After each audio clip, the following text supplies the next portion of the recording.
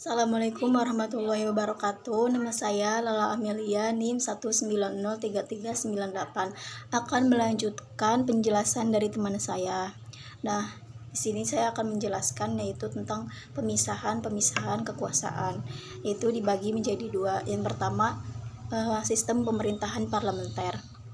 Nah, apa sih yang dimaksud dengan pemerintahan parlementer? Yaitu sistem pemerintahan yang dimana anggota parlementer memegang peran penting dalam suatu negara. Nah, parlemen adalah badan legislatif yang anggotanya dipilih oleh rakyat melalui pemilu. Apa saja sih badan parlemen itu? Yaitu ada DPD, DPR, serta MPR. Parlementer terdapat dua pemimpin. Yang pertama, menteri sebagai kepala pemerintahan. Nah, tugas menteri itu mengatur segala jalannya pemerintahan. Jadi bukan hanya mengatur tetapi juga menjalankan sistem pemerintahan yang ada di Indonesia. Yang kedua yaitu presiden sendiri memang tugasnya sebagai kepala negara, tetapi tidak mengatur jalannya pemerintahan. Dia hanya menjalankan peran-peran simbolik seperti mengesahkan UUD, mengusulkan, mengukuhkan, serta melantik. Nah, yang kedua saya akan menjelaskan sistem pemerintahan presidensial. Apa sih yang disebut sistem pemerintahan presidensial? Yaitu sistem negara yang dipimpin oleh presiden. Jadi di sini tuh presiden mempunyai peran yang paling tinggi dalam mengatur jalannya pemerintahan. Dia juga tugasnya juga sebagai kepala negara serta kepala pemerintahan. Nah, di sini tuh presiden memegang penuh alih dan menjalankan sistem pemerintahan yang ada di Indonesia. Nah, presiden ini dipilih oleh wakil-wakil rakyat, oleh para rakyat dengan cara pemilu. Yang kedua yaitu ada pembagian kekuasaan. Yang pertama yaitu negara kesatuan. Negara kesatuan adalah negara yang berdaulat satu kesatuan tunggal, di mana pemerintahan pusat adalah yang tertinggi dan satuan-satuan subnasionalnya hanya menjalankan kekuasaan yang dipilih oleh pemerintahan pusat untuk didelegasikan. Nah, lebih terangnya atau lebih jelasnya tuh kayak gini. Nih, sekarang kan di Indonesia lagi marak banget virus yang namanya corona.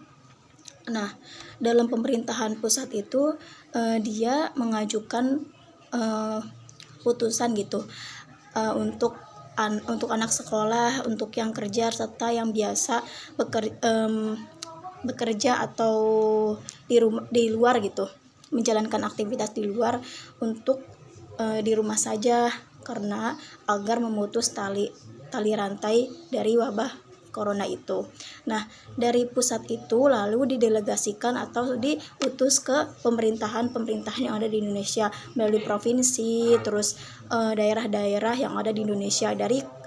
Jadi keputusan itu asalnya dari pemerintahan pusat dulu, lalu diusulkan ke daerah-daerah yang ada di Indonesia. Yang kedua yaitu negara federal. Negara federal adalah negara bagian atau satuan subnasionalnya berbagi kedaulatan dengan pemerintahan pusat, dan negara bagian memiliki fungsi kewujudan dan kekuasaan yang tidak dapat diubah secara sepihak oleh pemerintahan pusat. Nah, kan negara federal itu negara bagian-bagian gitu, yang di dalamnya tuh ada negara di dalam negara. Contohnya kan Amerika Serikat. Amerika Serikat itu kan negara, tetapi di dalamnya ada negara lain. Nah, jadi nanti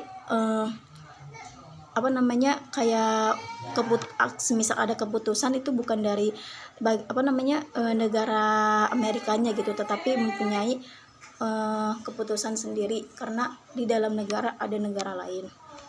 Nah, yang terakhir yaitu bentuk-bentuk pemerintahan. Yang pertama yang ada monarki. Monarki itu adalah bentuk pemerintahan yang dipimpin oleh raja atau ratu sebagai kekuasaan negara. Contohnya kayak di Inggris yang dipimpin sama Ratu Elizabeth gitu kan, turun-temurun dipimpinnya oleh para raja atau para ratu. Lalu semisal dia udah lengser gitu akan digantikan lagi oleh anaknya. dengan posisi raja atau ratu. Yang kedua, aristokrasi adalah bentuk pemerintahan di mana kekuasaan berada di tangan kelompok yang mendapat keistimewaan atau kelas yang berkuasa. Nah, jadi aristokrasi ini kayak pemerintahan yang dipegang oleh orang-orang yang mempunyai keistimewaan, kayak yang udah dipilih oleh rakyat gitu, diistimewakan. Yang ketiga yaitu oligarki. Yang ketiga ada oligarki. Oligarki yaitu sistem pemerintahan yang dibedakan berdasarkan keluarga, kekayaan, serta kekuasaan militernya. Jadi dalam oligarki itu yang memerintah dalam pemerintahan tersebut orang-orang yang memiliki kekuasaan militer seperti militer TNI gitu. Itu yang memerintah, serta orang yang kaya raya, dibedakan dari kekayaannya juga bisa. Yang keempat ada plutokrasi. Plutokrasi itu sistem pemerintahan di mana yang memerintah adalah orang kaya raya atau memiliki pendapatan besar. Nah, sudah jelas ya, yang memerintah dalam plutokrasi yaitu orang-orang yang mempunyai harta yang banyak serta pendapatan yang banyak. Yang terakhir yaitu demokrasi, seperti yang dianut oleh negara kita yaitu Indonesia, menganut sistem demokrasi yang dimana rakyat mempunyai hak serta kewajiban untuk memilih serta menjalankan kewajibannya. Semisal ada pemilihan presiden gitu kan, kita nggak diatur-atur oleh orang lain ya, tetapi mempunyai hak sendiri untuk memilih siapa yang pantas menjabat di negara kita. Seperti wakil-wakil rakyat, kita juga memiliki hak serta kewajiban. Nah, itu yang disebut dengan demokrasi. Bila ada kekurangan atau kurang cakap dalam berbicara, mohon dimaafkan, dan bila ada yang kurang dimengerti bisa ditanyakan nanti. Terima kasih, sekian, wassalamualaikum warahmatullahi wabarakatuh.